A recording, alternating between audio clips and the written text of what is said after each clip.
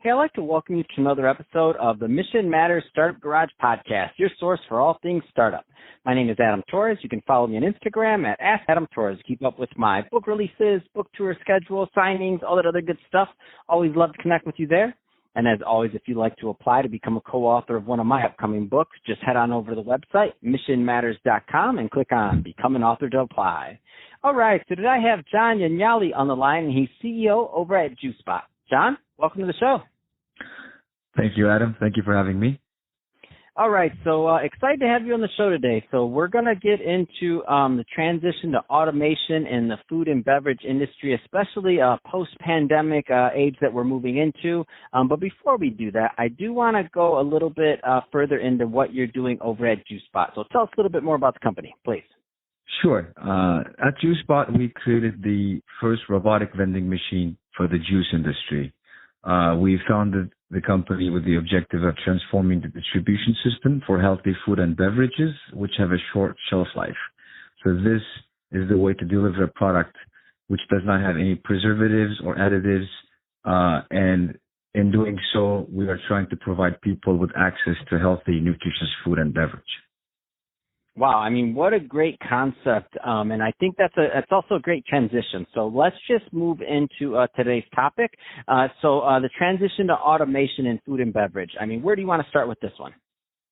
So the food and beverage industry, as you can imagine, is a major industry, and when the demand peaks in the food and beverage industry, the common practice is to increase labor and mobile equipment, which is supplied temporarily. While this is great for small to medium-sized businesses, even under these current circumstances, it's not ideal. So when the demand really peaks, it becomes very hard for the players in the industry to handle.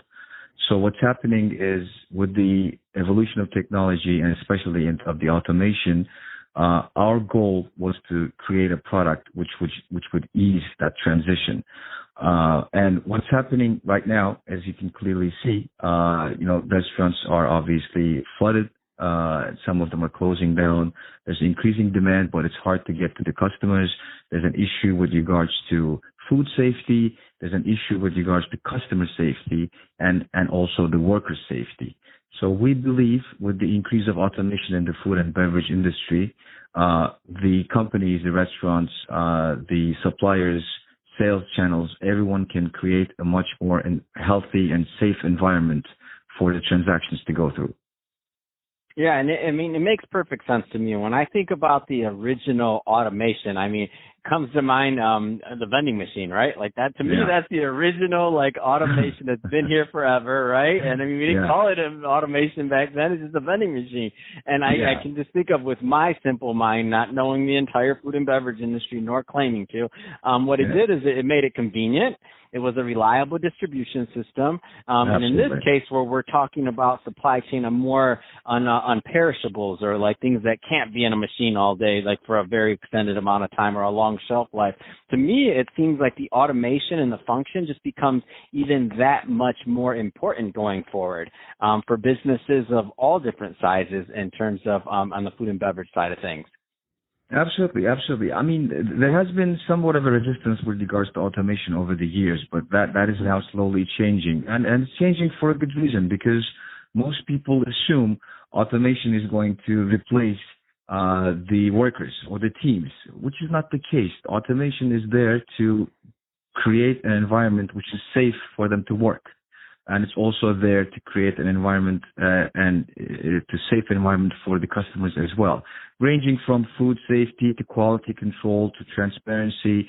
Automation will provide all that safety which the industry is long overdue for. So obviously you're a pioneer in the space. You've developed a company around it. What excites you? So what gets you up every single day and you're just excited about the future of food and beverage and automation in the industry? What gets you going every single day when you think about this problem / opportunity that you're right in the intersection of? We created this company and this business with the goal to provide people with access to healthy, nutritious food. So the healthy eating index is increasing. People are being more concerned about what they put into their bodies.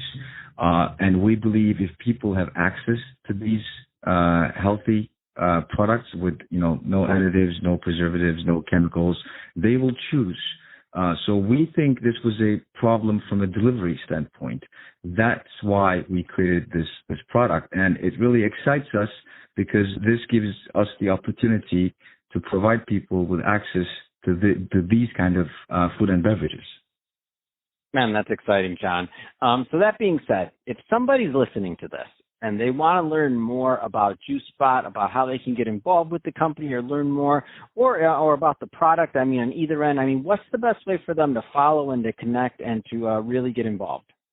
The best way to reach us would be through our website, which is juicespot.com. We are very active on social media. Our Instagram handle is JuiceSpot. Our Twitter handle is JuiceSpot. And we're also very active on LinkedIn as well. We're looking to reach as many people as possible through various platforms. So any of these will be fine. Fantastic.